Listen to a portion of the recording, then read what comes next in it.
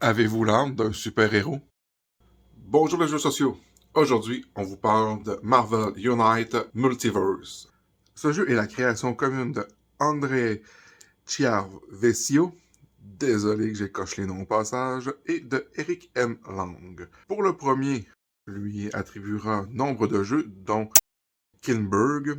Pour le second, la liste est beaucoup plus longue. On parle de Blood Rage, Cthulhu, Dead May Die, Rising Sun, Unk, God of Egypt, la série Arcadia Quest, la série Game of Thrones The Card Games, quelques titres de Warhammer et de Warhammer 40 000, dont Warhammer Invasion, Bloodborne, XCOM, Star Wars The Card Game, et la série Marvel Dice ainsi que la série Warriors.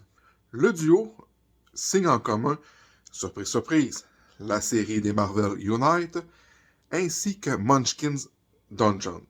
Pour en revenir à Marvel Unite Multiverse, ici on a un jeu de gestion de cartes coopératif qui peut accueillir de 1 à 5 joueurs.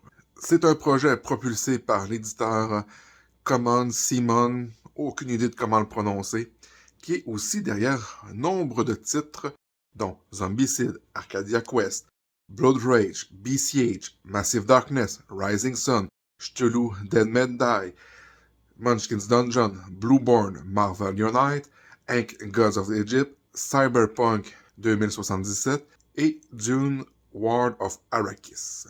Cette fois-ci, on peut dire sans conteste que ce projet est bien plus une précommande qu'une réelle campagne socio-participative, comme en témoigne l'interminable liste de titres qu'on vient juste de vous donner. C'est un jeu complet en lui-même, mais qui peut aussi faire office d'extension si vous avez déjà le jeu de base. On regrettera toutefois que l'extension amenant le super vilain Céleste Galactus, ainsi que les 4 Fantastiques, ne soit disponible qu'avec le gros niveau de financement. Alors, dans Marvel Unite, vous devrez contrecarrer le plan machiavélique d'un super vilain du scénario choisi.